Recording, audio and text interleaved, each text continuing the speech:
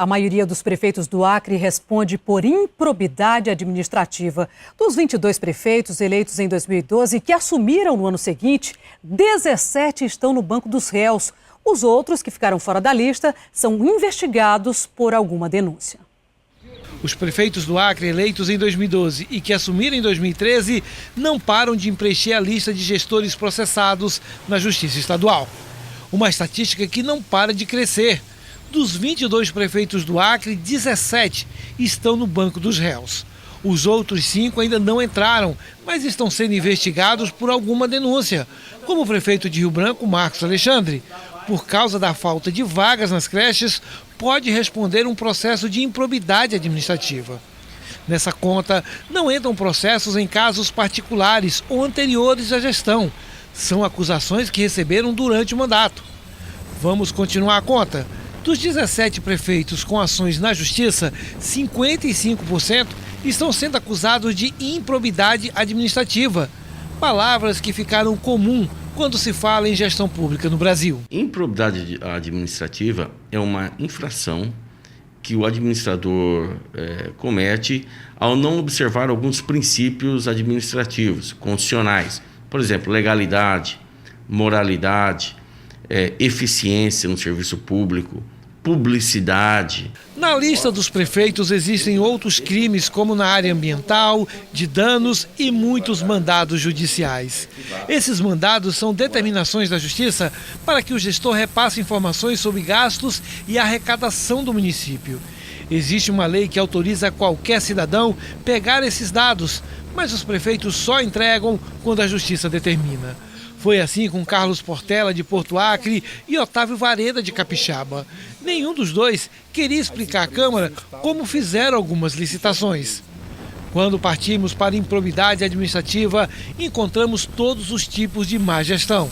Tem prefeito que coleciona essas ações e olha que estão na metade do mandato. Desse quadro negro temos os recordistas de processos. Wagner Salles, de Cruzeiro do Sul, Cleidson Rocha, de Mâncio Lima e Jonas Dales, de Acrelândia. Wagner Salles cometeu diversos crimes que geraram esses processos. Doou dinheiro da prefeitura durante a campanha e em 2 mandatos não negociou uma dívida com a Eletrobras de 16 milhões de reais. Tem várias ações por causa de propaganda ilegal e asfaltou o ramal onde fica sua chácara, em Cruzeiro do Sul, quando outros ramais estavam em situação mais emergencial. Cleidson Rocha aplicou na educação menos recurso do que determina a Constituição. Também não paga a Eletrobras. Tem ainda problemas com licitação e nepotismo. No seu mandato, ele e quase todos os secretários mantêm um parente na prefeitura. Jonas Dales, de Acrelândia, foi afastado do cargo, mas conseguiu voltar por determinação do Tribunal de Justiça. Contra ele, 4 processos de improbidade. Em um deles, a mulher do gestor comprou ar-condicionado sem licitação. Em outro, pagava um vereador salário de motorista sem que o parlamentar sequer aparecesse na prefeitura. A situação fica mais crítica quando esses crimes são cometidos nas regiões mais carentes. Os municípios mais pobres raramente conseguem se recuperar das mazelas de seus gestores. Os municípios isolados, por exemplo, são os que mais precisam de ajuda e é justamente deles que vêm os maiores desvios de finalidade. Em Marechal Thaumaturgo, o prefeito Aldemir Lopes fez um acordo com a Justiça para pagar os precatórios e não acertou nem a primeira parcela, deixando o município inadimplente. Em Porto Walter, o prefeito Zezinho Barbari fez uma licitação, mas contratou a empresa que não ganhou no menor preço. Francisco Ernilson Burica, de Rodrigues Alves, aumentou o consumo de combustível porque decidiu abastecer os veículos da prefeitura em outra cidade, distante 45 quilômetros. Tem ainda a locação de veículos cujos acordos de licitação eram feitos no gabinete do prefeito. Essas ações só surgiram graças ao trabalho essencial dos promotores de justiça que atuam nessas cidades. Ouvindo a população, acompanhando de perto os problemas, eles tentam mostrar que a prefeitura não é uma extensão da casa do prefeito, onde ele pode fazer o que bem quiser.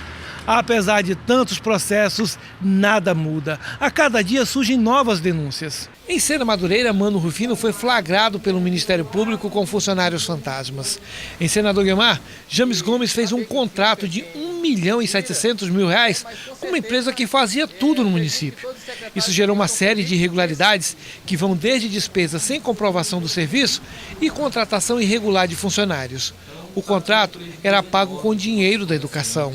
Em Brasileia, os promotores descobriram que o prefeito Everaldo da Silva desviou recursos da saúde e o Tribunal de Contas acabou com uma farra de gastos quando o prefeito criou um estado de emergência administrativa, um meio que usou para comprar sem licitação. Isso tem um reflexo na própria administração daquele que está sendo acusado de improbidade.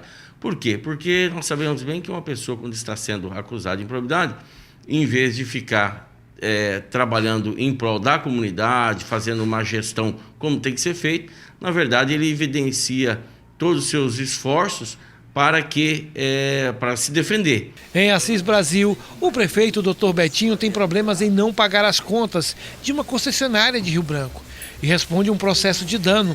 Foi representado pela sua ex-chefe de gabinete. Durante uma reunião, chegou a afirmar que a funcionária estava tendo um caso. Tonheiro é o prefeito do Bujari e responde por crime ambiental. Os remédios com data de validade vencida eram armazenados num banheiro de um posto de saúde. Ale Araújo, de Mané Urbano, é acusado de contratação irregular. Usa de forma indevida cargos em comissão. Outro doutor, agora o Rony, de Plácido de Castro, deixou de pagar aluguel do prédio da Secretaria de Ação Social. Deixou estudantes de um ramal sem o transporte público. Em Feijó, um pai teve que acionar Merla Albuquerque para receber leite de soja para o filho recém-nascido. Dessas ações, existe uma que o prefeito venceu. Marcinho Miranda, em Chapuri, criou a Defensoria Pública Municipal. A Defensoria do Estado entrou com uma ação, mas perdeu.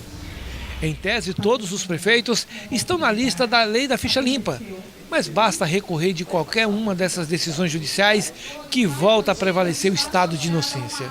E se reelegendo, mantém todos os crimes da administração por mais 4 anos.